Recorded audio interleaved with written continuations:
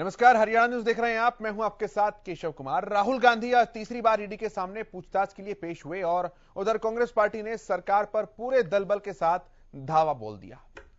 क्या नेता, क्या कांग्रेस शासित राज्यों के मुख्यमंत्री, क्या आलाकमान, कांग्रेस पार्टी का हर एक कारिंदा आज आर पार के मूड में था।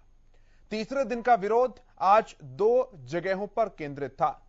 एक तो ईडी दफ्तर के बाहर और दूसरा कांग्रेस कार्यालय पर।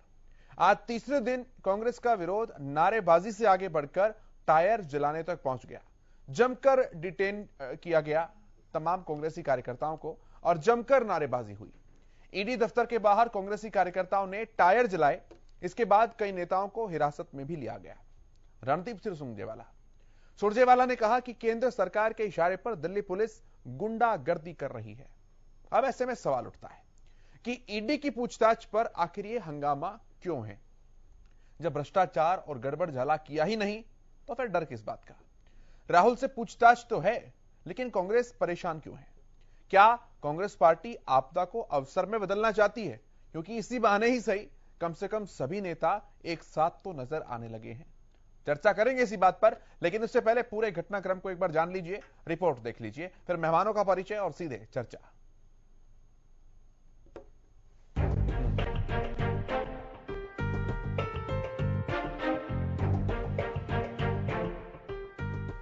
नेशनल हेराल्ड केस में राहुल गांधी फिर ईडी के सामने तीसरे दिन पेश हुए।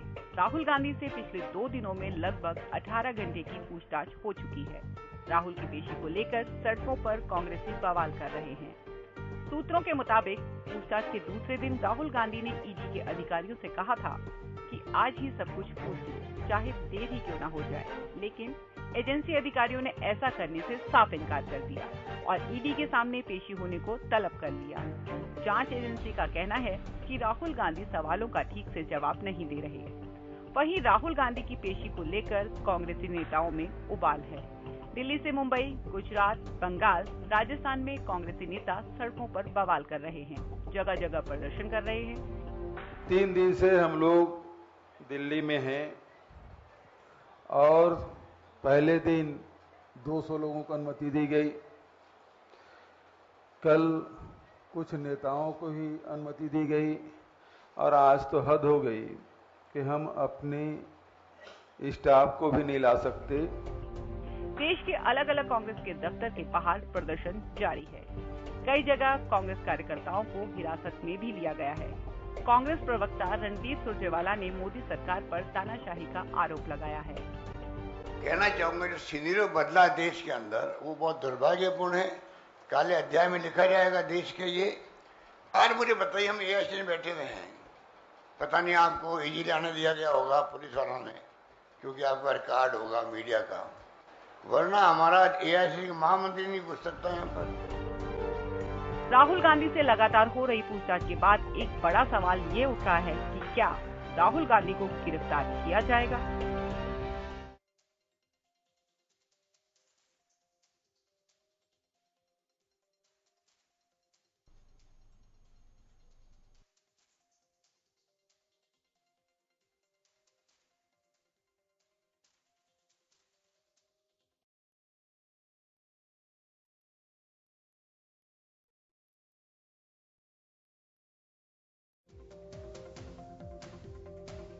रहे हैं इसके साथ साथ मुख्यमंत्री मनोहर लाल भी दिल्ली के दौरे पर हैं। वहां उनसे सवाल किया गया इस मामले से संबंधित विषय पर, उन्होंने क्या कुछ जवाब दिया, एक बार ये भी आप सुनिए। इस पर भी नजर डालना बहुत जरूरी है। कोई प्रतिशोध नहीं है। आखिर ये विषय आज से नहीं, कितने समय से सीबीआई में भी, सीआईडी भी कर रही है इसके ऊपर जांच, सुप्रीम कोर्ट भी इस पर जांच कर रहा है। आखिर ये जो एसोसिएटेड क्या लिमिटेड एजेएल का मुद्दा आज का नहीं है, ये बहुत पुराना मुद्दा है और पुराने मुद्दे में इन लोगों ने पैसे का दुरुपयोग किया है। दुरुपयोग करके एजेएल को सहायता की है। सरकारी धन का पैसा और किसी एक पार्टी के या एजेएल के काम आए, ये कभी भी होता नहीं है। इन्होंने उसका दुरुपयोग किया है।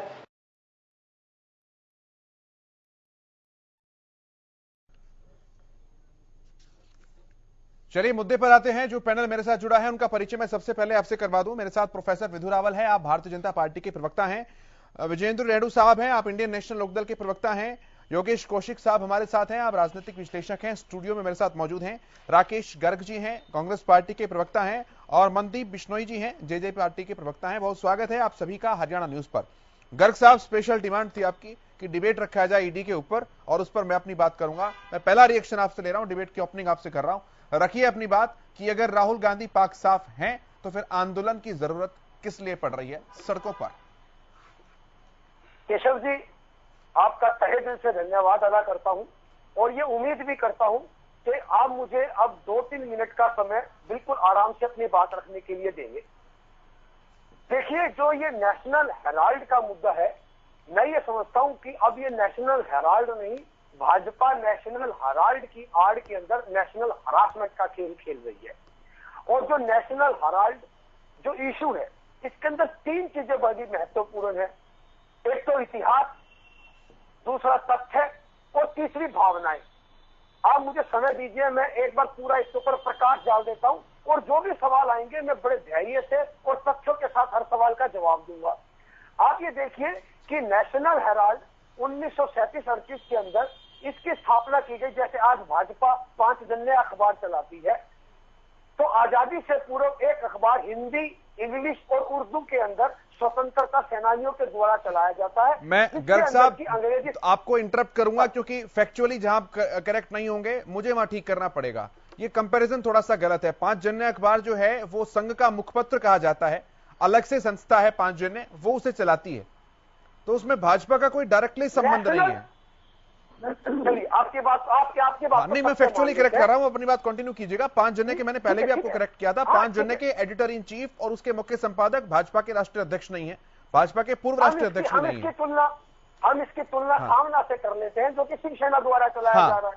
ठीक है, इसमें कोई दो, ये सिर्फ एक उदाहरण के तौर पर मैंने अपनी बात को रखा था।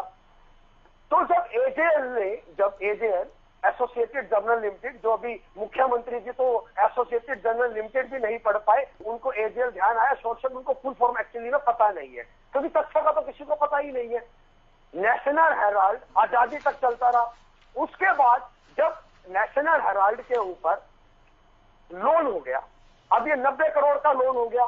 नेशनल हेराल्ड के जो एम्प्लॉइज थे, जो उनके डायरेक्टर थे, जो भी थे, वो तनख्वाह देने की जो पोजीशन में नहीं था, तो नेशनल हेराल्ड को जो एजेएल संस्था चला रही थी, सन 2011 के अंदर इसके ऊपर 90 करोड़ का लोन था।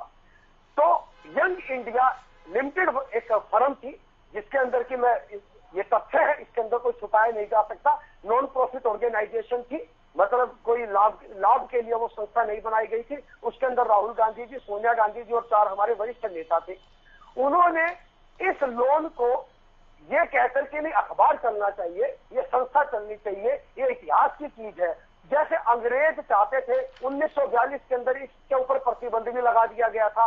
अंग्रेज नहीं चाहते थे कि ये अखबार चले और स्वतंत्र सेनानियों की जो बातें हैं वो देश तक पहुंचे।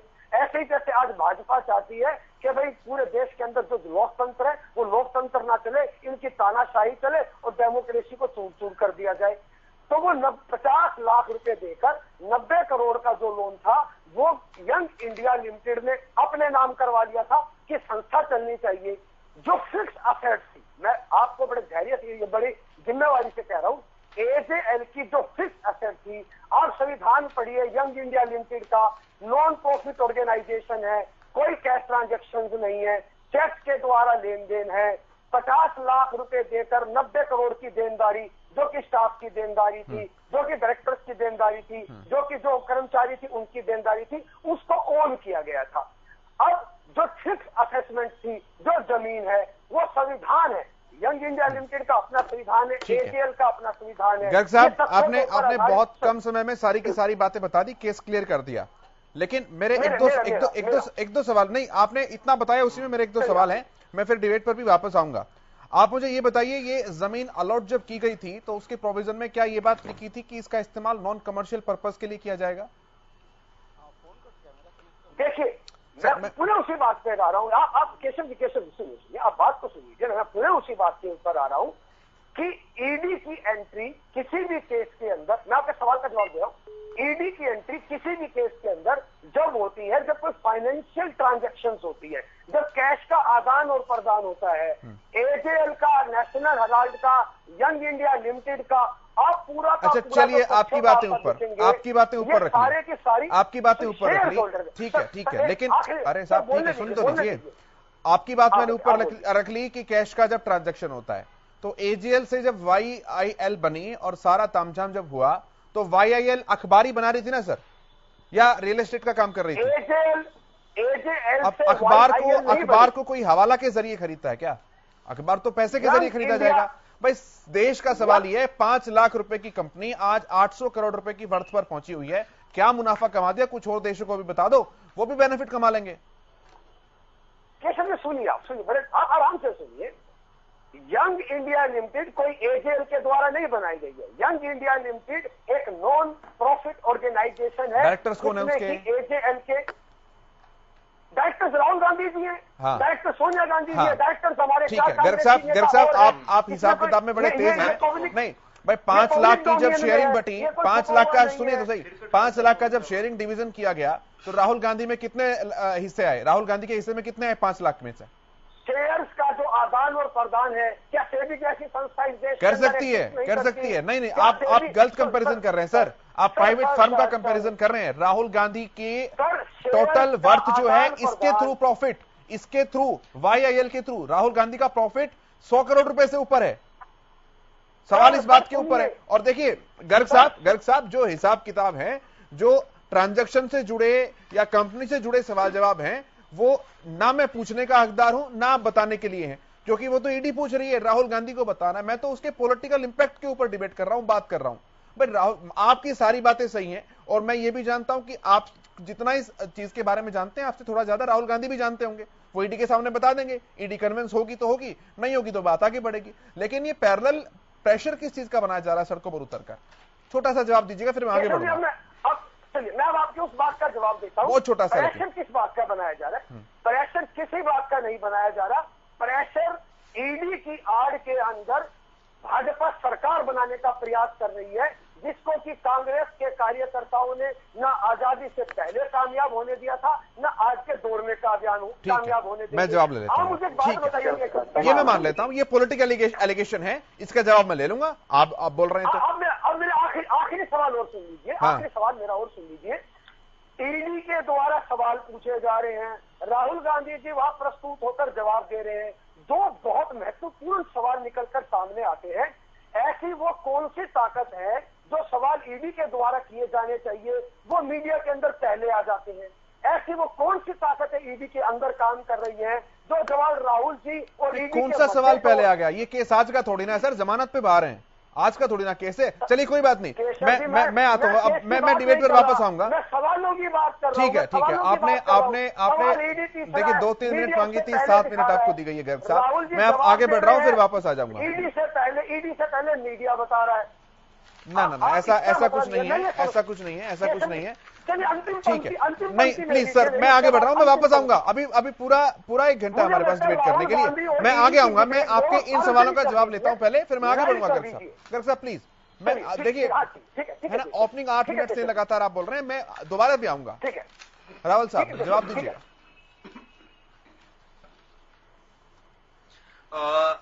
कांग्रेस के प्रवक्ता ने इतिहास, तथ्य और भावनाएं, ये 3 बिंदुओं में 3 दृष्टांत पर अपनी बात रखी।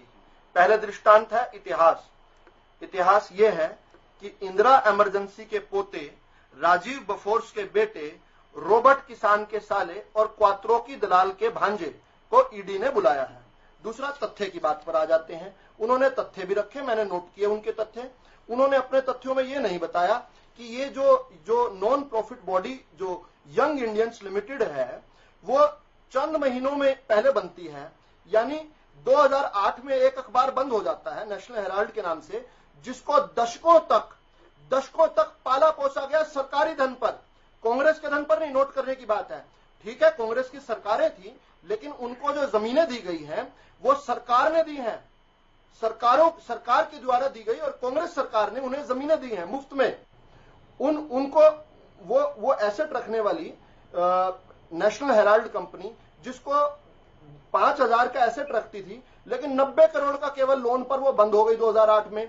फिर 2 साल बाद केंद्र में जिनकी सरकार थी, उन्होंने कुछ महीने पहले, केवल 1 या 2 महीने पहले बनी यंग इंडियंस लिमिटेड, यही नाम है ना, आपको नाम की बहुत जानकारी, और नाम से आप जानकारी निकाल लेते हैं, मुख्यमंत्री तक की भी बता दी आपने जानकारी कितनी है। यंग इंडियंस YIL 2010 में ही बनी, और 10 में ही वो जो है 50 लाख का लोन दे देती है नेशनल हेराल्ड को।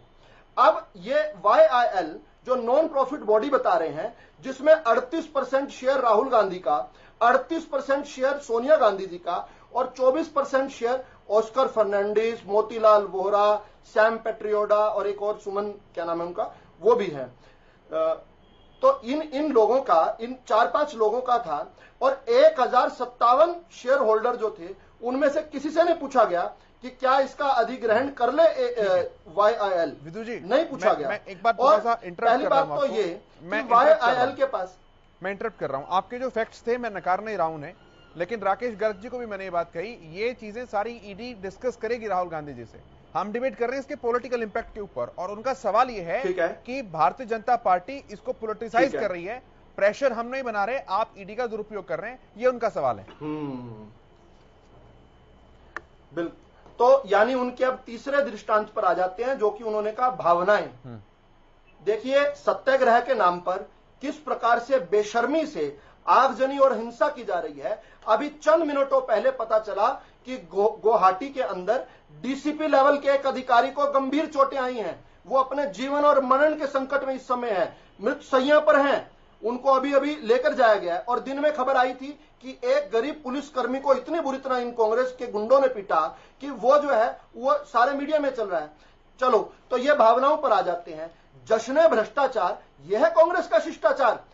देश के इतिहास में नहीं, दुनिया के इतिहास में पहली बार हुआ होगा कि भ्रष्ट लोगों को जश्न सेलिब्रेट किया जा रहा है। वो कह रहे हैं कि नहीं, कांग्रेस ने भ्रष्टाचार किया, कांग्रेस के सर्वोसर्वा मां और बेटे ने भ्रष्टाचार किया, और हम चोरी करेंगे, फिर सीनाजोरी करेंगे, चोरी करेंगे, चोर मचाएगा शोर, सड़कों पर खड़े होकर चोर मचाएंगे शोर। यह भावनाओं वाला पॉइंट है कि सत्याग्रह का नाम लेकर, और मुझे खत्म करने दीजिएगा, केवल अंतिम वाक्य है मेरा ये बात का, कि सत्याग्रह के नाम पर किस प्रकार से दुराग्रह किया जा रहा है, किस प्रकार से नंगा नाच नचाया जा रहा है। भारत की छवि छोड़ो, महात्मा गांधी, जो ये फर्जी गांधी का नाम लेकर जो राजनीति करने वाले लोग हैं, महात्मा गांधी की लेगेसी के साथ कितना बड़ा अन्याय कर रहे हैं। क्या महात्मा गांधी कभी भ्रष्टाचार के लिए सत्याग्रह करते, भ्रष्टाचारियों के पक्ष में सत्याग्रह करते? आज महात्मा गांधी की आत्मा जो है उसको ठेस पहुंचाई इन लोगों ने। इन लोगों ने जब ये बात कह रहे हैं कि हम सत्याग्रह कर रहे हैं और 45 डिग्री में नागिन डांस कर रहे हैं, ये भ्रष्टाचारियों को एक कार्रवाई हो रही है। और मुझे यह भी बताने का मौका दीजिए अपने दर्शकों को कि 3 बार मां और बेटा कोर्टों में गए कि हम पर कार्रवाई ना हो। निचले ट्रायल कोर्ट में गए, ट्रायल कोर्ट ने याचिका खारिज कर दी। दिल्ली हाई कोर्ट में गए, दिल्ली हाई कोर्ट ने याचिका खारिज तो की, साथ में कहा कि क्यों बचना चाहते हो आप कार्रवाई से। उसके बाद ठीक है सर, वापस आऊंगा मैं, वापस आऊंगा सेकंड राउंड में, एक बार पहले सबके पास आ जाता हूं। उसके बाद जाकर ईडी को मौका मिला है। 3 कोर्टों में इनकी याचिका, ये जो यहाँ टीवी पर बैठकर बोल रहे हैं, इस बात को खारिज कर चुके हैं 3 कोर्ट। योगेश जी, मैं आपके पास आ रहा हूं। आपदा में अवसर तलाशना, क्योंकि नेता तो सब एक साथ नजर आने लगे हैं।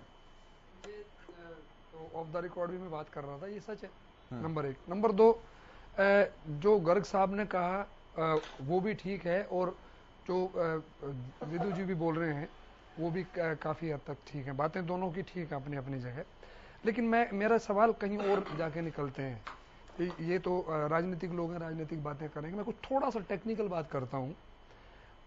मेरा मानना ये है कि ईडी के पास या किसी भी फाइनेंशियल इंस्टीट्यूशन जो भी हिंदुस्तान के हैं, उनके पास जब आज के दिन सारा का सारा डाटा बेस्ड कंप्यूटर पे सारी की सारी चीजें अवेलेबल हैं, जो कि जो स्पेशली मैं शेयर्स की बात कर रहा हूं, शेयर्स तो 100% जैसे इधर से उधर गया, उधर से इधर गया, एक दिन में 10 लोगों के पास गया, हर कंपनी का शेयर कहां गया, कितने पैसे से आया गया, उसमें पूछने के लिए क्या 30 घंटों की जरूरत है? Number 1 part. नंबर 2, जब 30 घंटे आप लगा चुके हैं तो उसके बाद फिर आगे भी 10 घंटे या 20 घंटे या मैं कहता हूं 8-10 दिन अगर ये चलता है तो क्या ये इतनी जरूरत है? क्योंकि आपके पास तो सब कुछ है। उसके अलावा बीजेपी के लोग टीवी पे आके कई चीजें ऐसी बोलते हैं, और भी मैंने सुने हैं, जो ईडी सवाल नहीं कर रही है। अगर बीजेपी को लोगों को इतना पता है तो वो एक नागरिक के तौर पे वहां जाके ईडी को ये भी बता दें जी इनके भी सवाल पूछ लो जरा, इसमें बुराई कोई नहीं है। पर कहीं ना कहीं किसी ना किसी एंड पे इनको खत्म तो करना ही पड़ेगा। उनके ऊपर मुकदमा चला के उनको जेल में डाल दें, वो मेरा जो मानना है वो ऐसा नहीं करेंगे। वो भी एक पॉलिटिकल अपने इन चीजों को हाईलाइट करना चाहते हैं, क्योंकि कई नाकामियां हैं सरकार की जिसकी वजह से उनको ये करना पड़ेगा। और मैं एक एक बताऊंगा, क्योंकि मोदी जी के ऊपर उंगली उठने वाली थी अभी श्रीलंका के प्रेसिडेंट को इन्होंने अदानी को बिजली का जो है वो लगाने के लिए 500 मेगावाट का लगाने के लिए फोन किया, और वहां पे वो बात खुल चुकी है। ये चीजें पब्लिक डोमेन में ना आए, लोगों को ना पता लगे, तो इसके अगेंस्ट कुछ ना कुछ करना पड़ेगा ना। और वहां पे ये बातें उठ चुकी हैं। उसके अलावा भी बहुत सारी नाकामियां हैं, महंगाई है, बेरोजगारी है और भ्रष्टाचार की जो ये बात करते हैं, ये कौन से नेता हैं जो बीजेपी में गए हैं? वो सारे कांग्रेस के ही तो हैं, जिनको ये चोर, उचक्का, बेईमान, गुंडे कहते रहे, मवाली कहते रहे। वो लोग जैसे ही बीजेपी में चले गए सारे के सारे साफ सुथरे हो गए। मेरा सवाल थोड़ा सा इससे एक आगे कदम बढ़ के है कि जैसे ही वो बीजेपी में जाते हैं उस टाइम पे उनकी ईडी की और ये सारी की सारी जांच बंद क्यों हो जाती हैं? क्यों सारी की सारी जांच अपोजिशन पे ही लगी हुई है? अभी वो जो ममता बनर्जी हैं, उनके भतीजे के यहाँ पे भी रेड हो गई है। जब चुनाव होता है तब रेड हो जाती है, यूपी में चुनाव होता है वहां रेड होती है। तो यहां जब ये होगा तो इसका मतलब राजनीति है, तो अपोजिशन को भी तो राजनीति करने का पूरा अधिकार है ना। ठीक है, मैं जवाब दूंगा इस बात का भी। आगे बढ़ रहा हूं, मैं रेडू साहब की प्रतिक्रिया ले रहा हूं इस पर। विजेंद्र जी, धर्मेंद्र जी के पास आऊंगा। हाँ केशव जी, देखिए जिस प्रकार से ये एक पुराना मामला है और पुराने मामले की आप जो है ना ईडी के क्वेश्चनिंग पे ये आ गई है, तो मैं तो ये समझता हूं कांग्रेस को इतना हो हल्ला नहीं करना चाहिए, बल्कि ईडी का सामना करते हुए अपने जवाब एक स्पष्ट रूप से वहां पर रखने चाहिए। और जिस प्रकार से अभी योगेश जी कह रहे थे कि 3 दिन लग गए, 3 दिन हो चुके हैं और आगे भी बुलाया जा सकता है, ऐसा ईडी ने कहा है। कहीं ना कहीं जवाब देने में कोताही है। जवाब अगर ठीक प्रकार से दिए जाएं तो मैं समझता हूं कि इतने जवाब नहीं होते हैं जितना लंबा समय लग गया है। तो जवाबों में ही जवाब अगर निकलते जाएंगे तो इस वजह से इसका इतना लंबा समय लग रहा है। और जहां तक बात रही, ये ठीक कहा योगेश जी ने कि कांग्रेस वाले लोग ही भाजपा में जाकर के सत्ता में आने का काम उन्होंने किया है।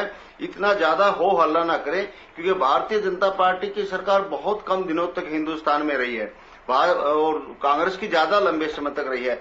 जब ये सरकार भी सत्ता से बाहर हो जाएगी भारतीय जनता पार्टी की, तो देखना क्या क्या गुल निकलेंगे, खिलेंगे, वो एक अलग इशू है। परंतु मेरा तो इतना ही कहना है कि कांग्रेस पार्टी को जितना ये हो हल्ला मचा है, इससे कहीं ना कहीं कांग्रेस को ही नुकसान हो रहा है। अगर वो चुपचाप जाकर के ईडी को अपना सवाल जवाब उनके उत्तर देने का काम करते तो इतना हो हल्ला नहीं होता, ना ही इतना सभी लोगों में ये बात फैलती। इसमें कोई संदेह नहीं। देखिए 2 बातें हैं केशव जी इसमें। पहली बात तो ये है कि ये भ्रष्टाचार का मुद्दा उठा रहे हैं कि भ्रष्टाचार हुआ है। ये एक एनजीओ था जो कि ये आंकड़े दोनों भाइयों ने अच्छे डिटेल विस्तार में बता दिए, मैं वहां नहीं जाऊंगा। एक एनजीओ 1938 में स्थापित हुआ, 2008 तक चला, सैलरी वगैरह नहीं दे पाया, एजीएल नहीं दे पाया, तो कांग्रेस ने हेल्प कर दी। 67 करोड़ रणदीप जी ने कल बताया था, 67 करोड़ रुपए की पेमेंट हुई है। ठीक है, यंग इंडिया कंपनी बन गई, यंग इंडिया के नाम होगा। लेकिन यंग इंडिया कंपनी ने जो 50 लाख रुपए की कीमत में 2000 करोड़ रुपए की प्रॉपर्टी खरीद अपने नाम करवा ली। मामला यहां बनता है कि आपने 50 लाख रुपए देकर के 2000 करोड़ रुपए की प्रॉपर्टी अपने नाम क्यों करवा ली? अब बात यह आती है, क्या ये प्रॉपर्टी गवर्नमेंट की थी या प्रॉपर्टी कांग्रेस की थी या एक एनजीओ की थी? एक एनजीओ की प्रॉपर्टी थी, एक एनजीओ ने एक एनजीओ को अपनी प्रॉपर्टी ट्रांसफर कर दी है, तो पहली प्राइम फेसिया तो इसमें हम डायरेक्टली ये नहीं कह सकते कि यहां पर भ्रष्टाचार है। देखिए नंबर 1 बात। नंबर 2 बात यह है, अगर इसमें भ्रष्टाचार नहीं है तो कांग्रेस बौखला रही है, तो इसमें फिर ये बात निकल करके आ जाती है कि कांग्रेस इस प्रकार से बौखला रही है, तो ये कहते हैं ना कि ये हंगामा बरपा है, कहीं तो कुछ पर्देदारी होगी। ये हंगामा ना करते तो शायद ये कोई बड़ा मैटर ना भी बन पाता, परंतु अब ये इतना हंगामा कर रहे हैं, तो इसमें कहीं ना कहीं इसमें जो कमियां हैं वो जरूर हुई होंगी। और किस प्रकार से, जैसे अभी ये बता रहे थे, गवर्नमेंट ने तो इनको विदाउट पेमेंट जो है ना ये लैंड फ्री में उपलब्ध करवा दी, तो ये सार्वजनिक प्रॉपर्टी बन जाती है। इसी प्रकार से एजीएल को भूपेंद्र सिंह हुड्डा ने पंचकुला में काफी बड़ी प्रॉपर्टी इनको देने का काम किया था। तो एक जांच का विषय है, ईडी जांच कर रही है, तो जांच का रिजल्ट आने तक कांग्रेस को भी इंतजार करना चाहिए और गुंडा चोर मवाली कहने वालों को भी इंतजार करना चाहिए। जांच आएगी, जांच में सहयोग करना चाहिए। ठीक है, मनदीप बिश्नोई जी, रिएक्शन सर। सबसे पहले तो आप कैसे देख रहे हैं इस पूरे मुद्दे को?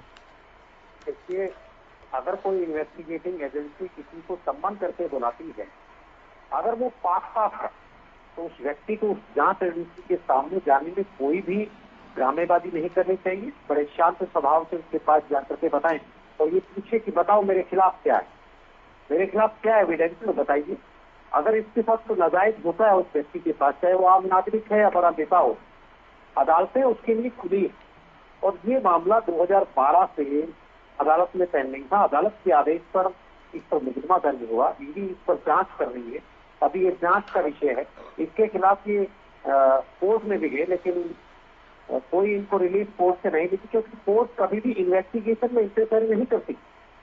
और जहां तक सवाल और जवाब का है, तो ईडी इनसे सवाल पूछ रही है। अगर ये सही तरीके से पहले दिन ईडी को संतुष्ट कर दे कि ये जो ट्रांजेक्शन है, ये अमाउंट है, अभी गर्ग साहब ने बताई कि सारी की सारी अमाउंट जो है वो बाय चेक आई है, बैंक ट्रांजेक्शन से आई है। देखिए, सीधी सी बात है कि अगर किसी व्यक्ति के पास अगर उसकी सोर्स ऑफ इनकम से ज्यादा इनकम मुझे आईटीआर भी अगर भर दे, तो उससे पूछताछ की जा सकती है कि ये जो आपके पास अमाउंट पक्के में कहीं ना कहीं किसी अकाउंट के माध्यम से आई है, वो किस प्रकार से आई है। ये सारी की सारी बातें वो संतुष्ट करना उसका फर्ज है। जिस प्रकार से इस नेशनल हेराल्ड जो अखबार है और यंग इंडिया लिमिटेड है, इनके देखे कि आप डायरेक्टर सेम है, बिल्कुल ये फिस्कल कंसर्न जिस प्रकार का इनका व्यवहार है, और जिस प्रकार से 5000 करोड़ की जो असल संपत्ति है वो किस प्रकार यंग इंडिया लिमिटेड को ट्रांसफर की गई, और उसके बाद इनका जो प्रॉफिट है वो राहुल गांधी और सोनिया गांधी के पास आया है। इनका जवाब देना आज इनको देना चाहिए, और ईडी के सामने नहीं बल्कि देश की जनता को सामने आकर के बताना चाहिए इसकी हकीकत ये है। इससे लीपापोती ना करें, क्योंकि देश का हर नागरिक बड़ा समझदार है, बड़ा। और ये जो आजादी से पहले की अखबार चल रहा था, आजादी से पहले की कांग्रेस चल रही है, ये ठीक है, आजादी से पहले इनकी स्थापना देश आजाद के लिए हुई थी, लेकिन बाद में इस प्रकार का भ्रष्टाचार से इन्होंने देश की सरकारी और सार्वजनिक संपत्ति को अपने नाम जवाब लेता हूँ गर्ग साहब से। ठीक है मनदीप जी, मैं जवाब लेता हूं गर्ग साहब से। गर्ग साहब, काफी सारे सवाल आपने नोट भी किए हैं, लेकिन विदु जी का सवाल सत्याग्रह के नाम पर दुराग्रह, और रेणु जी का सवाल की प्रॉपर्टी 50 लाख से 2000 करोड़, ये जवाब सबसे पहले मैं चाहूंगा आप दें। केशव जी, मैं बड़े धैर्य के साथ सारी बातों को सुना, और मैं उम्मीद करता हूं उतने धैर्य के साथ ही हमारे प्रवक्ता साथी मेरी बात को भी सुनेंगे। पहले तो मैं गजपा और जो हमारे इनेलो के बड़े बेहद सम्मानित हमारे साथी बैठे हुए हैं, जितनी भ्रष्टाचार की बातें इन्होंने कही है, मेरा सिर्फ एक सवाल है। बहुत ही सम्मानित, बेहद आदरणीय प्रदेश के पूर्व मुख्यमंत्री ओम प्रकाश चौटाला जी अगर आज सलाखों के पीछे हैं, ये दोनों पार्टी क्या समझती है कि उनके साथ ठीक हुआ या गलत हुआ, ये एक बार इनसे आप पूछ लेना। अब मैं भाजपा के जो हमारे प्रवक्ता साथी हैं, प्रोफेसर साहब हैं, मुझे ऐसा लगता है कि पार्टी इनको स्टेज के ऊपर भाषण देने का मौका नहीं देती। जिस प्रकार से चिल्लाकर बगैर तथ्यों के एक भाषण देने की शैली में अपनी बात को रख रहे थे, मुझे लगता है कि अगर पार्टी को स्टेज पर सर आ रहा हूँ केशव जी, इस देश के अंदर एक सो कार्ड घोटाले का नाम दिया गया था 2G स्पेक्ट्रम। वो घोटाला क्या, सो कार्ड घोटाला क्या था कि मेरी एक जमीन है, मैं 50 लाख की बेचना चाहता हूँ, 50 लाख की बिक गई, लेकिन कल को एक कस्टमर और आ गया, उसने कहा कि मैं 1.5 करोड़ दे दूंगा, तो तीसरे आदमी ने कहा इसके अंदर तो 1 करोड़ रुपए का घोटाला हो गया। ये 10 साल के बाद, 5 साल के बाद समझ में आया कि 2G स्पेक्ट्रम तो ऐसा कुछ था ही नहीं, बोलियों की बात थी, इन्हीं की सरकार ने उस सारे मामले को खारिज कर दिया। ऐसा ही नेशनल हेराल्ड का मामला है। और मैं जो भाजपा के हमारे केशव जी, मुझे लगता है आऊंगा राहुल साहब, मैं आपके पास ही आ रहा हूँ, सारे सवालों को लेकर मैं तुरंत आपके पास आऊंगा। गर्ग साहब, रावत जी को मेरे फेंकने फालतू दे देना, हमें कोई जल्दी नहीं है। रावत जी भ्रष्टाचार की बात करते हैं, इनसे पूछना कि कोरोना के अंदर अगर ईडी को अमित शाह जी के बेटे के पीछे लगा देते 50,000 की प्रॉपर्टी कैसे 50 करोड़ से ऊपर की चली जाती है, इस देश को फायदा हो जाता। अगर ईडी को अडानी जी के पीछे लगा देते, श्रीलंका के अंदर उनकी सिफारिश बिजली के लिए की जा रही है, उनके पोर्ट के ऊपर करोड़ों रुपए की ड्रग्स मिलती है, वहां ईडी लगा देते तो कई हजार करोड़ का इस देश को फायदा हो जाता। और अब ईडी की बात पे आ जाते केशव जी, जो आपका सवाल था, आप ये देखिए पिछले 8 साल के अंदर इस देश के अंदर ईडी जब से अस्तित्व में आई है करीब 4500 या 5540 के आसपास केस रजिस्टर्ड ईडी के द्वारा किए गए हैं। 2014 के बाद जो संख्या है वो 4000 प्लस है, और 4000 प्लस के अंदर भी ईडी के द्वारा किसी भाजपा या भाजपा के कार्यकर्ता और नेता के ऊपर ईडी की एक भी जांच नहीं दिखाई जाती। उससे 2 बात साबित होती है, या तो भाजपा पूरी तरह से दूध की धुली हुई है, या भी जैसे हमारे योगेश भाई जी कह रहे थे, जो आपके एनालिस्ट है, तो हमारे कुछ नेता लोग थे, जो हमारे नेता लोग भी थे जिनके भ्रष्टाचार के आरोप लगे हुए थे, वो इनके पास चले गए, वो भी उस गंगा रूपी वैतरणी में तैर गए, उनके भी भ्रष्टाचार खत्म हो गए, उनके ऊपर भी ईडी का रोल खत्म हो गया। देखिए ईडी ने अगर जब से अस्तित्व में आने के बाद और 2014 के बाद अगर 4000 केस रजिस्टर किए हैं, 14 केस के अंदर भी ईडी सजा नहीं करवा पाई है। अब राहुल गांधी जी की बात पर आ जाते हैं। राहुल गांधी जी को पिछले 3 दिन से लगातार अनवरत ईडी के द्वारा बुलाया जा रहा है। हम ये समझने का प्रयास कर रहे हैं कि अगर हमारे नेता को बुलाया जा रहा है, वो जवाब दे रहे हैं, जो उनसे पूछा जा रहा है वो पब्लिक डोमिनियन में है, जो सवाल ईडी को पूछा जा रहा है वो मीडिया पहले चला रहा है, लेकिन जो राहुल गांधी जी जवाब दे रहे हैं, अरे भाई उनको भी तो बताओ। राहुल गांधी जी ने ये कहा है अफसरों को, आप निश्चिंत से धैर्य से जितने आप सवाल है तमाम पूछिए, आपके पीछे हमारा कोई प्रेशर नहीं है, आपके पीछे जो प्रेशर काम कर रहा है हम उसको समझते हैं। अब और आखिरी बात सुन लीजिए, ईडी के नाम के ऊपर इस देश में जो खेल खेला जा रहा है ना, और शांति की बात अभी हमारे भाजपा के प्रवक्ता कर रहे थे, इतना चिल्लाकर शांति नहीं आएगी, शांति तथ्यों के साथ आएगी। आडवाणी जी को आप ये सलाह, जब वो रथ यात्रा निकाली, देश के अंदर दंगे करवाने वाले आप लोग, रथ यात्रा निकालनी थी, अयोध्या चले जाते, 4 आदमी चले जाते, पूरे देश के अंदर बवाल कटवा दिया था। कार सेवक से लेके अयोध्या पहुंच गए थे, अरे भाई 10 आदमी चले जाते, पूरे गर्ग साहब तमाम सवालों के जवाब आपने दिए। एक और सवाल था जो विजू जी का ही सवाल था, मैं आखिरी लाइन एक आखिरी लाइन बोलने के फिर आप सवाल पूछ लेना। आज अगर ईडी सवाल कर रही है, हम शांतिपूर्वक अपने ही दफ्तर के अंदर बैठकर बातचीत करना चाहते हैं, अपने ही कार्यालय के अंदर प्रदर्शित करना चाहते हैं, किसी को क्या ऐतराज हो सकता है? और भ्रष्टाचार का जहां तक सवाल है, ये और बता दीजिए, पूरे देश के अंदर इतने बड़े बड़े 5 स्टार जो आपके दफ्तर खुल गए, ये आपने अपनी तनख्वाह से खुलवाए हैं या इसका पैसा आप कहां से लेकर आए हैं? हमारे दफ्तर आज ही वही है, आपने 8 साल के अंदर 7 स्टार रिजोर्ट खोल दिए हैं। तो ऐसा है, मैं जवाब लेता हूँ विदु जी, मैं जवाब ले लेता हूँ। ठीक है गर्ग साहब, बहुत सारे सवाल हो गए, मैं जवाब लेता हूँ। प्रोफेसर साहब, एक कॉमन सवाल था, योगेश जी का भी था और अभी राकेश जी ने भी तरह तरह से पूछने की कोशिश की कि 30 घंटों की जरूरत क्या है। 30 घंटों से सवाल जवाब हो रहे हैं, फिर खुद ही कह रहे थे। अच्छा, कांग्रेस के 2 नेताओं ने अलग अलग बातें कही। रणदीप सुरजेवाला ने कही कि ये सीसीटीवी कैमरे की निगरानी में होना चाहिए, सारा कैमरा, इसकी कैमरा रिकॉर्डिंग होनी चाहिए, ऐसा रणदीप सुरजेवाला जी ने कहा। इसके साथ ही आज दीपेंद्र हुड्डा जी, उन्होंने तो इसके उलट कहा, उन्होंने कहा नहीं नहीं नहीं नहीं, कोई कैमरा नहीं लगना चाहिए, कोई किसी प्रकार की ट्रीटमेंट नहीं होनी चाहिए। बड़े हैरानी करने वाली बातें हैं जो अभी अभी कांग्रेस के प्रवक्ता ने कही। पहली बात तो वो फर्जी आरोप एक के बाद एक लगाते रहे, क्योंकि आपका कुर्ता गंदा है इसलिए आप दूसरे पर भी कीचड़ उछाल दो, ये तरीका ठीक नहीं है। आपने कहा कि भाजपा के किसी व्यक्ति पर कंप्लेन क्यों नहीं है, आप तो प्रमाणित कर रहे हैं कि भाजपा दूध की धुली हुई है, आप ही तो कर रहे हैं। कंप्लेन करने से आपको किसने रोका है? आप यहां पर फर्जी बातें कर मिथ्या आरोप लगा सकते हैं, तो थोड़ी सी मशक्कत कीजिए ना, थोड़ा सा मेहनत कीजिए। हमने मेहनत की, अच्छा चलिए, आपके पहले जिन्होंने किया उनसे प्रेरणा ले लीजिए। ये जो मामला चल रहा है नेशनल हेराल्ड का, ये मामला कैसे चल रहा है? क्या स्वतः कांग्रेस की एजेंसीज ने या सरकार की एजेंसीज ने ढूंढा था? नहीं साहब, तब कांग्रेस की सरकार थी, 2012 की बात है, जब भाजपा के नेता सुब्रमण्यम स्वामी जी, उन्होंने जो है कोर्ट के माध्यम से दिल्ली कोर्ट में गए और उन्होंने कंप्लेन दी और कोर्ट के माध्यम से कंप्लेन दर्ज हुई।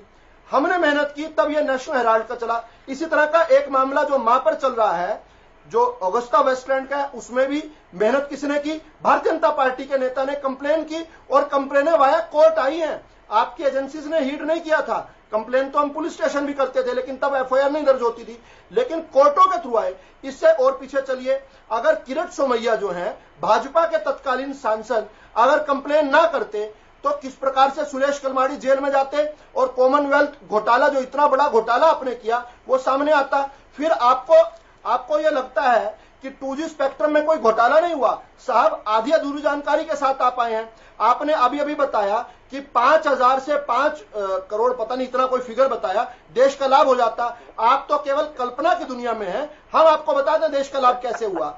भारतीय जनता पार्टी के नेता रविशंकर प्रसाद ने खुद जाकर, आपकी तरह यहां पर केवल जबानी जमा खर्च नहीं किया, खुद जाकर जो 2G केस में जो अकाउंटेंट जनरल की जो रिपोर्ट आई थी विनोद राय जी की, उस पर जाकर उन्होंने एफआईआर करवाई और कोर्ट के माध्यम से एफआईआर हुई थी 2G स्पेक्ट्रम में। और उसका फायदा देश को क्या हुआ कि जब रीऑक्शनिंग हुई, आपने तो बड़ा सिंप्लीफिकेशन कर दी। किया क्या था आपने एक दिन अचानक से नोटिस निकाल दिया कि सरकारी एसेट जो है उनकी नीलामी होगी और first come and first have, जो सबसे पहले आएगा उसको मिलेगी। और जब यह नीलामी आपकी ये नोटिस निकाल रहे थे, वही ऑफिस में आपके चहीते जो क्रोनी कैपिटलिस्ट थे वो वहीं पर बैठे हुए थे और उन्होंने तुरंत की तुरंत जो है ऑक्शन ले भी ली। यानी वहीं से नोटिस निकला, वहीं ऑक्शन कर दी अपने लोगों को, और आपने इस प्रकार से 2G स्पेक्ट्रम की नीलामी की थी। अब जब उसकी रीऑक्शन हुई है तो यह रिकॉर्ड की बात है, 3785 करोड़ रुपए, 3785.67 करोड़ जो है, यानी 3785 करोड़ 56 लाख रुपए देश के राजस्व में बढ़ा है। आप जिसको घोटाला नहीं मानते हो, वो देश के राजस्व में लगभग 4000 करोड़ का लाभ पहुंचा गया। इससे बड़ी बात चलिए कोयला घोटाला। कोयला घोटाला में कंप्लेंट कौन? वही रविशंकर प्रसाद। सरकार किसकी? आपकी तरह जवानी जमा खर्च नहीं करते, किसी पर झूठा आरोप नहीं लगाते। कोयला घोटाले की खदानें 126 खदानें, केशव जी लंबे सवाल थे, मुझे उत्तर देने टेक्निक आप ले रहे हैं ये, और समय बहुत ज्यादा लग रहा है। 3 दिन में एक बार मुझे बताने दीजिए इनके मैं उसी पर तो आया था जी, पहली बात तो वहीं से शुरू की थी। मुझे बताने दीजिए एक बार, ये आमतौर पर ये दुष्प्रचार करते हैं कि कोयला घोटाले से क्या मिला। साहब सुनिए, और कान खोलकर सुनिए, कान में तेल डालकर सुनिए कि कोयला घोटाले को उजागर कर कर देश को क्या मिला। 126 खदानें जो रद्द हुई थी, उनमें से केवल 40 खदानों की रीऑक्शनिंग हुई है अब तक। सुप्रीम कोर्ट ने तो सभी की रीऑक्शनिंग के लिए किया है, लेकिन केवल 40 खदानों में से 26,000 करोड़, 26,000 करोड़ देश के राजस्व में आया, जो आप डकार कर बैठे थे। कितना करोड़ आपने कमीशन में खाया होगा मुझे नहीं पता, लेकिन आप इस प्रकार से देश की मासूम जनता को गुमराह नहीं कर सकते। 26,000 करोड़ एक, 4,000 करोड़ ये, 30,000 करोड़ तो आप डकार कर बैठे थे, जो देश के राजस्व में आया। अब दूसरी बात, इनका कहना 3-3 दिन सार्वजनिक तौर पर यह बात आ चुकी है कि राहुल गांधी बिल्कुल भी कोऑपरेट नहीं कर रहे हैं। 1 मिनट कोई बयान देते हैं, दूसरे मिनट कोई बयान देते हैं। इसके 2 कारण हो सकते हैं। एक तो कि जैसे उनकी पार्टी ने उनको चोर घोषित कर दिया है, ये जो नागिन डांस कर करके साबित कर रहे हैं। दूसरा, शायद उनके मन में चोर हो। दूसरी बात, हमने उनको देखा है वो सार्वजनिक मंचों पर किस तरह बौखला जाते हैं। एक वाक्य से दूसरा वाक्य नहीं जुड़ता उनका, शब्दावली उनकी इस प्रकार से बिचल जाती है, और किस प्रकार से वो नए नए अंक नहीं आते हैं, कभी 35, कभी 75, इस प्रकार के नए नए अंकों का आविष्कार कर चुके हैं। तो इस समय ईडी को भी वो कंफ्यूज किए हुए हैं। ईडी को ये नहीं समझ आ रहा होगा कि वो ये जानकर कर रहे हैं या नादानी में हो रहा है। एक बात और क्योंकि मुझसे सवाल ज्यादातर थे।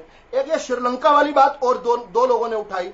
श्रीलंका वाला जिस व्यक्ति ने उठाई वो राष्ट्रपति से कोई जुड़ा हुआ नहीं था। एक नोटोरियस आदमी ने जानकर आपको ऑक्सीजन देने के लिए, हो सकता है आपका प्लांट किया हुआ हो, वो केवल एसोसिएट था, उसने किया। और जब वहां पर उन्हीं की एजेंसीज ने उनसे बात की है तो उन्होंने वो ट्वीट डिलीट कर दिया है। आज ये पब्लिक डोमेन की बात है। तो जानबूझकर क्योंकि आप गंदे लोग हैं, सॉरी माफी चाहूंगा, क्योंकि आप भ्रष्ट लोग हैं, आप दूसरों को भ्रष्ट ना कहिए, क्योंकि आप भ्रष्ट हैं, इससे सारी दुनिया भ्रष्ट नहीं होती। ये गांधी जी के आदर्शों पर चलने वाला देश है। ये देश जो है ये महावीर और बुद्ध का देश है, ये भगवान कृष्ण और राम का देश है। और मेरी अंतिम बात केशव जी जरूर मुझे कहने दीजिएगा, रथ यात्रा में देश पर बवाल की बात करते हैं आप लोग, तो बेशर्मी के साथ किस प्रकार से एफिडेविट दिया करते थे कि राम तो कभी पैदा ही नहीं हुए। अगर रथ यात्रा ना होती, मैं श्रद्धेय आडवाणी जी को आज झुककर नमन करता हूं, अगर रथ यात्रा ना होती तो हमारे प्रभु श्री राम का मंदिर ना बन पाता। वहां पर रथ यात्रा थी जिसने आज मार्ग प्रशस्त किया कि हमारे वहां पर आज भव्य मंदिर बन रहा है। मैं गौरवान्वित हूं। आपके घर में अगर इस राम मंदिर को लेकर भी मातम है तो मैं कुछ नहीं कर सकता। आपको देश की जनता इन्हीं मापदंडों से जज करती है। और आपने स्पष्ट तौर पर कहा, बिल्कुल भाषण मंच पर भी देता हूं और यहां पर आपकी खबर भी ले सकता हूं। धन्यवाद। कौशिक साहब, मिल गया आपको आपके सवालों का जवाब। उस समय को लेकर भी इलैबोरेशन उन्होंने दिया और माइंड डाइवर्टिंग टेक्निक को लेकर भी उन्होंने बात की। देखिए, मैं ना एक तो आज मैं बड़ा खुश था कि एक बहुत अच्छे टॉपिक पे बात हो रही है। रेडू जी ने, बिश्नोई जी ने, गर्ग जी ने, विनोद जी ने, अपनी विदु जी ने, सबने अपनी अपनी बातें जो रखी हैं, मुझे बहुत तकलीफ होती है जब हिंदुस्तान का हर टीवी जब आप खोलते हैं प्राइम टाइम पे, उस पे हिंदू मुसलमान का एक, जैसे दो मुर्गों को लड़ाया जाता है, इस तरीके का एक माहौल तैयार करके नाटकीय जो बहस होती है वो होती है। और प्रोफेसर साहब बहुत इंटेलिजेंट आदमी है, इनके पास बहुत अच्छे अच्छे मुद्दे हो सकते थे बताने के लिए, बट अल्टीमेटली फिर ये भी राम पे पहुंच गए हैं। ठीक है, चलो ये इनका अपना है, इनकी पार्टी का एक एजेंडा है। ये सवाल कर रहे थे इसलिए जवाब नहीं, अब आगे बढ़ते हैं, थोड़ा सा आगे बढ़ते हैं ना। मैंने टेक्नोलॉजी की बात की थी। You have a big technology, हुआ था तो आपके पास इतनी बड़ी टेक्नोलॉजी है। अगर राहुल, देखो मैं जो मोटा मोटी है, मैं जनता को भी समझा देता हूं जो मेरी समझ में आती है। एक्चुअली मैं ये मान के चलता हूं कि उन्होंने 10, 15, 20 लाख या जितने में भी एक कंपनी के शेयर होल्डर बने, और बनने के बाद जो गवर्नमेंट से जमीन अलॉट की गई है उनकी वर्थ उतनी हो गई है जितनी ये कह रहे हैं कि वो राहुल गांधी खा गए हैं। अगर वो खा गए हैं तो it is very simple as 2 + 2 4। उसमें क्या है, आपके पास अकाउंट्स उसके भी हैं, आपके पास अकाउंट्स उसके भी हैं। क्या वो जमीन कहीं बेच के कहीं आगे ले ली गई है या दे दी गई है? अगर वो हैं तो उसमें कोई छिप नहीं सकती चीज, कोई मतलब मैं ईडी जो सवाल कर रहा है उसमें से कोई ऐसी चीज नहीं है जो कि पेपर्स पे नहीं हो या आपके प्लस माइनस जो अकाउंट्स हैं उनमें नहीं हो। भाई जब यूपीए की सरकार थी 2011-12 में इनकम टैक्स का नोटिस मिला हुआ है। मैं हाँ कह रहा हूं, मैं सारी चीजों को हाँ कह रहा हूं, मैं हाँ कह रहा हूं सब चीजों को।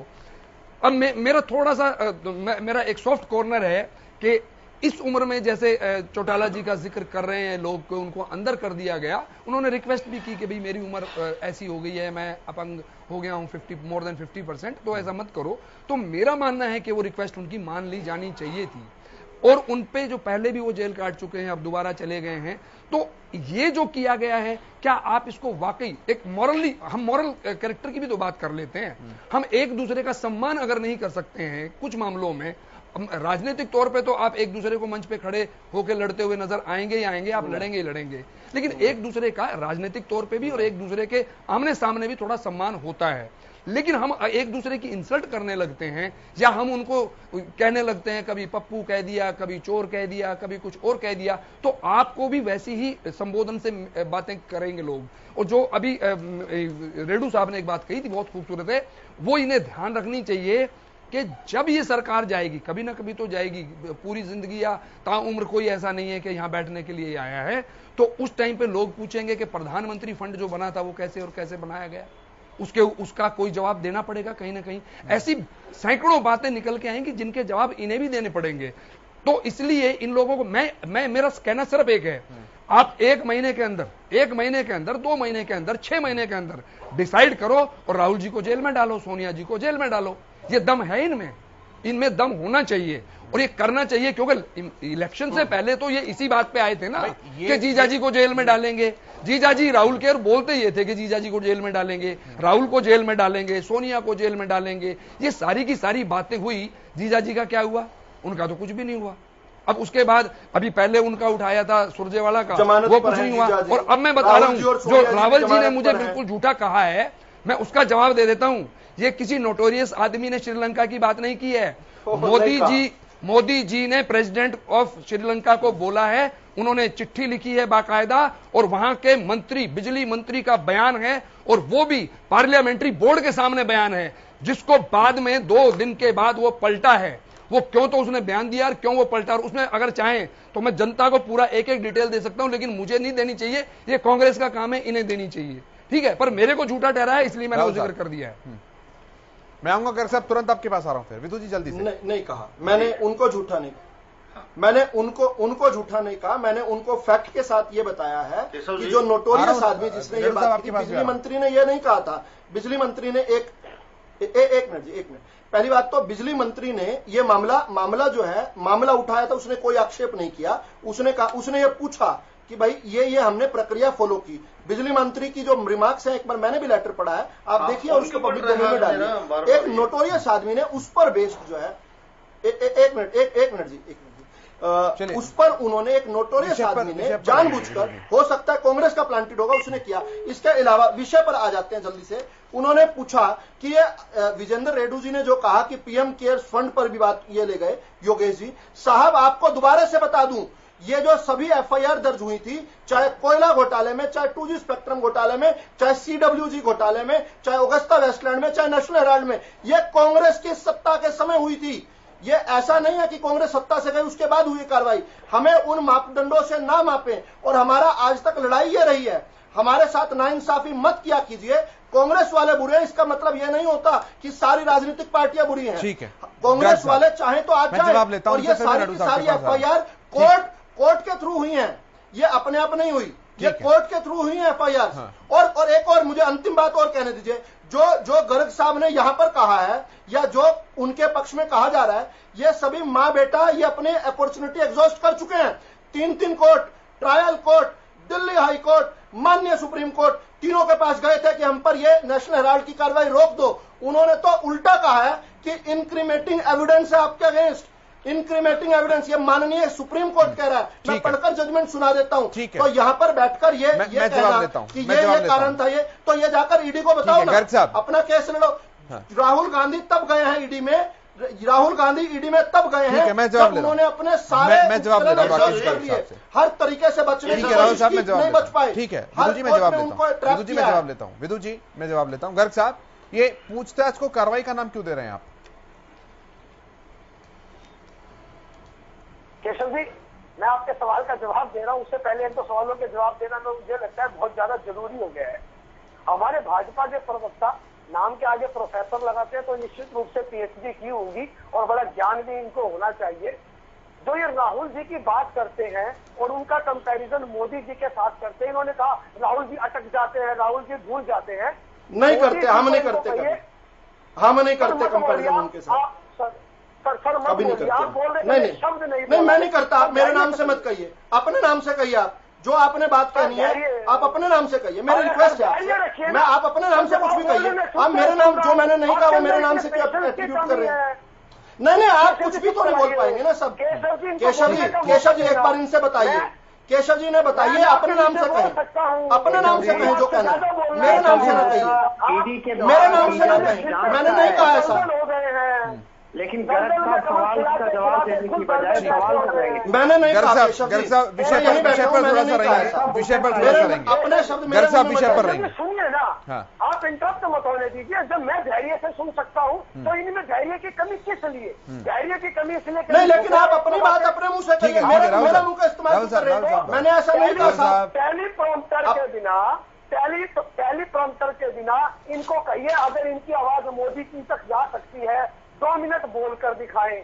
अगर मोदी जी को समझा सकते हैं तो राहुल जी के साथ एक बार आमना सामना करवा दीजिए, पता लग जाएगा कितने शब्द मुंह से निकलते हैं और कितनी बार आमना सामना हुआ। बेचने की बात सुन लीजिए। इन्होंने कहा कि अरे भाई 90 करोड़ की देनदारी थी तो उसकी जो एसेट थी वो बेच कर चुका देते। अरे भाई आप LIC बेच दी, सारी संस्थाएं बेच दी, रिजर्व बैंक का पैसा खा गए। ऐसी कौन बात हो रही है जिसको आपने नहीं के सामने जांच के लिए बुलाए गए, उस पर बातचीत हो रही है। बेच कर आप बात कीजिए। अच्छा, आपने मुद्दे पर नहीं आना। आपका कारण यही है कि आज कांग्रेस रफादफी में इसी वजह से जा रही है कि आप मुद्दों की और मूल्यों की राजनीति नहीं करती। ना ही ठीक है, मनदीप भाई मैं आ रहा हूँ। गर्ग साहब हाँ, मुझे एक बात बताइए केशव जी, जब ये सामने वाले प्रवक्ता बोल रहे होते हैं, मैं कितने धैर्य से सुन रहा होता हूँ। जब मैं बोल रहा होता हूँ तो इनका धैर्य क्यों डोल जाता है? आप मुद्दों पर बोलिए, आपकी बात साहब, आपका गलत वोट थोड़ी करते हैं कोई। मेरे सवालों के जवाब नहीं है। अरे वो धैर्य से सुनिए। ठीक है गर्ग साहब, रखिए बात है। सवालों के तेजी से बढ़ रही है, मेरी भी समय की समय रहेंगे। गर्ग साहब प्लीज, राहुल जी के पास ईडी के सवालों का जवाब नहीं। बोलने नहीं चाहिए तो मैं भी नहीं बोलने दूंगा। ठीक है, सुन रहे हैं। गर्ग साहब बोलिए, विषय पर बोलिए, विषय पर। बड़ा अच्छा लगा कि गोडसे को पूछने वाले लोग आज गांधी जी को याद कर रहे हैं, बहुत अच्छा लगा। नरेंद्र यानी कांग्रेस पार्टी, बाबूलाल चौरसिया कांग्रेस के नेता हैं, गोडसे का मंदिर बनाया हुआ है, कांग्रेस के सम्मानित नेता हैं। कांग्रेस के नेता बाबूलाल चौरसिया ने। राहुल साहब मैं आ रहा हूँ, मैं कमेंट लूंगा, मैं फाइनल कमेंट की तरफ ही बढ़ रहा हूँ। मुझे सवालों के जवाब ज्यादा बेहतर देने आते हैं। ये नाम के आगे प्रोफेसर लगाते हैं, लेकिन मैं इनसे ज्यादा ज्ञान रखता हूँ, ज्यादा तथ्यों के साथ बात कर सकता हूँ। मेरी बात के बीच में इंटरप्ट मत कीजिए। आप ज्ञानी आदमी हैं तो गलत पार्टी के साथ क्यों खड़े हैं? ईडी की बात है, जो आज का विषय है, ईडी जो मामला न्यायालय में विचाराधीन है, न्यायालय के अंदर सारे के सारे डॉक्यूमेंट जमा है, कोई कैश ट्रांजैक्शन 1 रुपए की नहीं हुई, शेयरों का जो लेन देन है वो सेबी बता देगी, जमीनों का अगर कोई आदान प्रदान है, जबकि एजेएल के, मैं आपको ये शब्द बता दूं, एजेएल के नाम 90% शेयर भी यंग इंडिया के नाम ट्रांसफर हुए थे, लेकिन एसोसिएटेड जनरल से जुड़ी सारी प्रॉपर्टी एजेएल के पास ही रही। लेकिन उसके बावजूद अगर आपके आरोप है, अरे भाई आप जाइए कचहरी के अंदर, तहसील के अंदर, कौन से वो कागज है वे निकलवा लीजिए, कागज सारे। राहुल गांधी जी कोई साधारण आदमी नहीं है। ठीक है, रेड्डू साहब के पास आ रहा हूं मैं अब जल्दी से। सर समय बहुत कम है, मैं समय बहुत कम है, बहुत जल्दी से। पात्रा जी को ये पता है कि राहुल जी के इटली के हर गली में घर है, लेकिन उनको ये नहीं पता हिंदुस्तान के अंदर राहुल जी के पास क्या है। अरे भाई राहुल जी हिंदुस्तान में रहते हैं, हिंदुस्तान की सारी एजेंसियां आपके हाथ में है, करो दूध का दूध और पानी का पानी निकालना। हिंदुस्तान में कहाँ रहते हैं? ठीक है गर्ग साहब, ठीक है गर्ग साहब। रेड्डू साहब जल्दी से रखिए अपनी बात, मैं फाइनल कमेंट की तरफ बढ़ूंगा फिर। रेड्डू साहब जल्दी से, रेड्डू साहब जल्दी से, रेड्डू साहब ठीक है गर्ग साहब, ठीक है अगर आप बीच में इंटरप्ट करोगे तो 50 सवाल है मेरे पास। रेड्डू साहब जल्दी नहीं दे से, पाएंगे। रेड्डू साहब जल्दी से। हाँ, सबसे पहले मैं गर्ग साहब का ही जवाब देना चाहूंगा। इन्होंने कहा कि चौटाला साहब के बारे में इन्होंने बात उठाने का काम किया।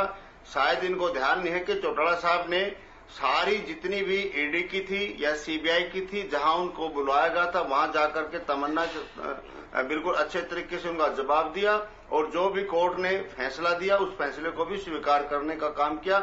और ये भी आप जानते हैं कि सारा का सारा जो है ना, एक षड्यंत्र आपके द्वारा ही रचा गया था। कांग्रेस पार्टी ने जिस प्रकार से झूठे षड्यंत्र के तहत इनको फंसाने का काम किया, फिर भी चौटाला परिवार ने उस कोर्ट का सम्मान किया और इंक्वायरी एजेंसी का भी सम्मान करते हुए उनके फैसले को भी स्वीकार करने का काम किया। अब मैं कांग्रेस वालों से पूछना चाहता हूं कि वही हालात यदि आज आपके हुए हैं, इंक्वायरी एजेंसियां आपको बुला रही है, तो आप क्यों इतना बड़ा हंगामा खड़ा करके इंक्वायरी एजेंसी के ऊपर दबाव बनाने का काम कर रहे हैं? क्यों नहीं आप जाकर के अपने वहां तथ्य पेश करने का काम करते, जिस प्रकार से चौधरी ओम प्रकाश चौटाला के परिवार ने किया था? वहां जाइए, अगर पाक साफ है तो आप वहां से निकल करके आ जाएंगे। क्यों हल्ला मचा रखा, क्यों देश को आग में झोंकने का आप काम कर रहे हैं? दूसरी बात केशव जी, एक और इन्होंने कहा कि 5500 केस दर्ज हो चुके हैं ईडी के। क्या वो 5500 केसों में इनका कोई भी हितैषी नहीं था? आज राहुल के ऊपर ये इतना हो हल्ला मचाए हुए हैं, आज तक इन्होंने एक मजबूत विपक्ष होने के नाते क्यों नहीं सरकार के खिलाफ इन्होंने आज तक आवाज उठाने का काम किया? ठीक है, मैं बहुत जल्दी कमेंट ले रहा हूँ, समय बहुत कम है। मनदीप जी जल्दी बोलिए, फिर मैं राहुल साहब के पास आ रहा हूँ। ठीक है मीडिया में पहले सवाल समय बहुत कम है, बहुत तेजी से आगे बढ़ रहा है। अरे चलता सवाल अगर ईडी में आता तो मीडिया में आता तो आने दो, आपको तो जवाब देना, जवाब दिया अपना। ठीक है रेड्डू साहब प्लीज। मुकदमे की बातचीत कर रहे थे कि मुकदमा दर्ज किसके आदेश से हुआ? इन्हीं की सरकार के अंदर अदालत के आदेश से मुकदमा दर्ज हुआ, और उस मुकदमे के अंदर अगर ईडी को पूछताछ कर रही है, ईडी की जिम्मेवारी है, जांच एजेंसी है। अगर कोई सोर्स ऑफ इनकम का पता नहीं, आन सोर्स की कोई इनकम इनके खाते में कहीं से ट्रांसफर हुई है, उसके बारे में ईडी का पूछना फर्ज है।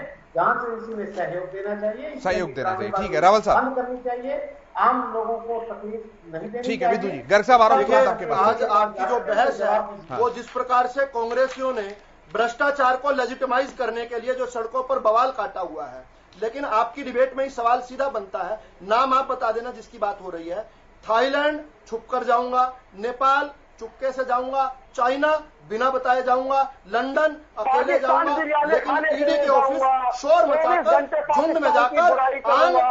और क्या अब भी अगर लोग इन्हें पप्पू न कहें तो क्या कहें? क्या ये खानदान, क्या भ्रष्टाचार की महारानी, क्या घोटालों के राजकुमार इस देश के कानून से ऊपर है? क्या इस देश के ऊपर है उनका? क्या देश के संविधान और कानून से ऊपर है? ठीक है sir, of the track debate जा रहा है, मुझे यही वाइंड अप करना पड़ेगा, यही रोकना पड़ेगा। ठीक है सर, ठीक है, बहुत बहुत धन्यवाद आप सभी का। प्रोफेसर विधु रावल जी, विजेंद्र रेड्डू जी, योगेश कौशिक जी, राकेश गर्ग जी, मनदीप बिश्नोई जी, इस चर्चा में शामिल होने के लिए, अपनी जानकारियां साझा करने के लिए, कीमती समय देने के लिए। मेरे साथ इतना ही। देखते रहें हरियाणा न्यूज।